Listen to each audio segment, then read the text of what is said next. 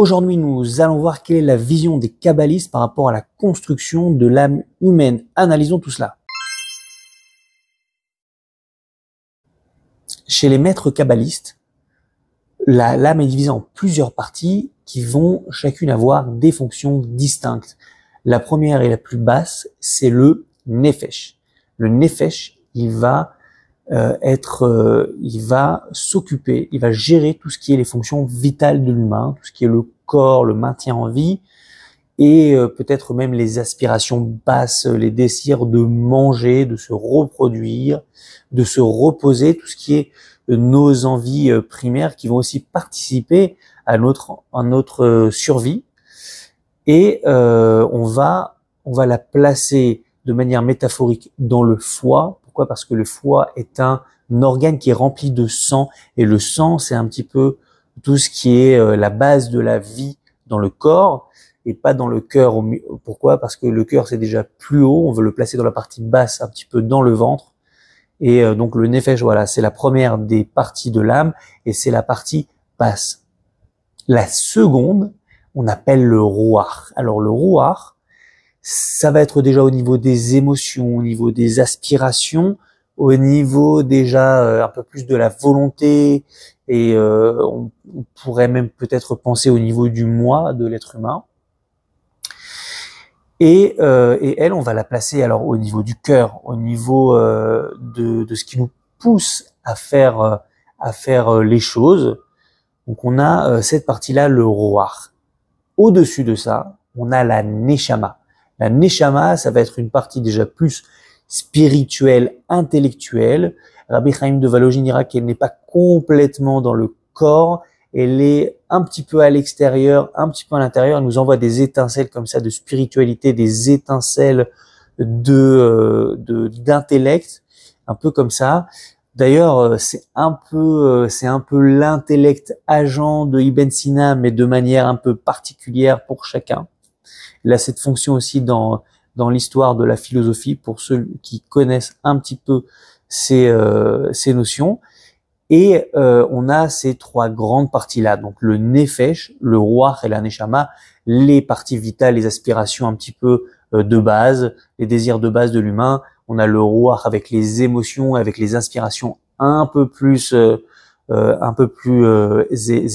et on a bien entendu l'intellect, le spirituel, la neshama. Et un bon schéma, ce serait que la neshama, elle gère également, elle soit capable de gérer et le ruach et le nefesh, et pas l'inverse, surtout pas le nefesh qui gère et le ruach et la neshama et qui influe vers le ruach et la neshama. À part ça, on a encore deux autres parties dont on n'a pas consciemment accès, c'est la chaya. La chaya qui est vraiment la force vitale derrière la vie.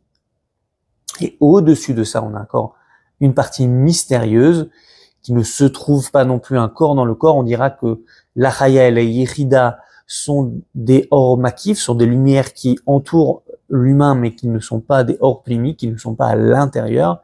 Et donc la yechida, c'est vraiment l'unité, c'est cette partie-là de l'âme qui se trouve au plus près de Dieu, où on pourra dire que l'homme, quelque part, il fait partie du divin à partir de la yechida.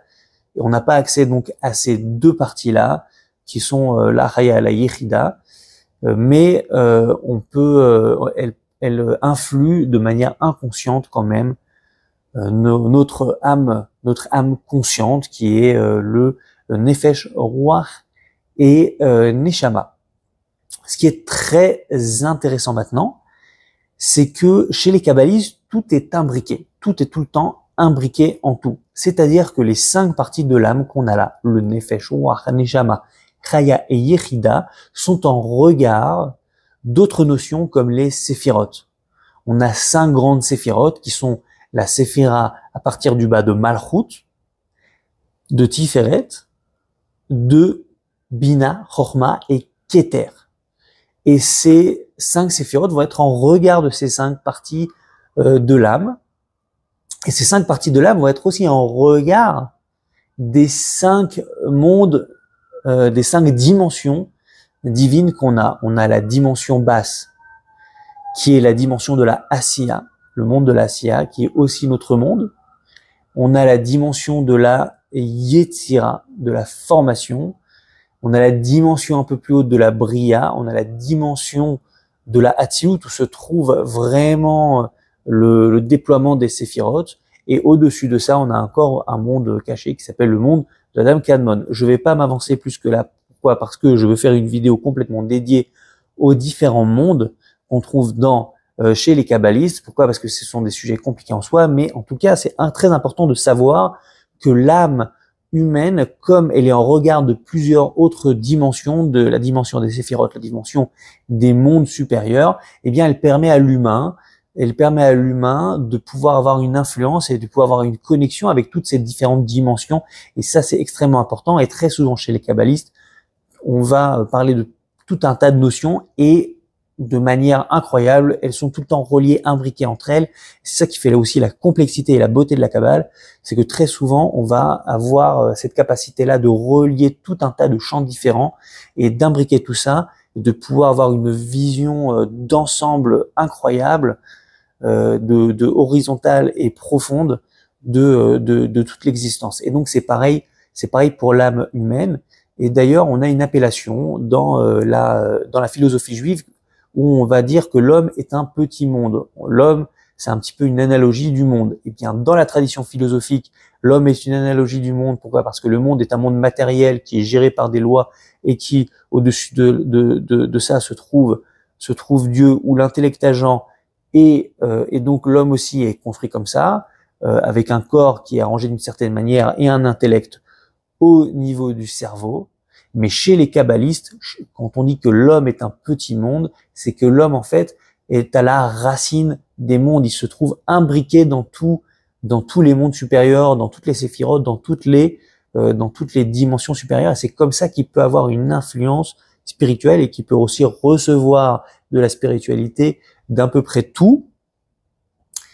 Et également, il faut savoir, même si on regardera ça quand on parlera des mondes, que même les mondes ont une âme universelle, c'est-à-dire que le monde le plus bas, le monde de la Asiya, a une âme universelle, une nefesh universelle. Et c'est pareil pour les autres mondes. Chaque partie de l'âme qui est en regard avec un autre monde. Nous verrons ça dans d'autres vidéos, mais c'était important déjà d'avoir cette première division de l'âme, le nefesh war neshama, qui est la Chaya Yechida qu'on n'a pas consciemment accès. Voilà, donc on continuera nos balades dans les notions de Kabbalah et on parlera dans une prochaine vidéo des mondes, des dimensions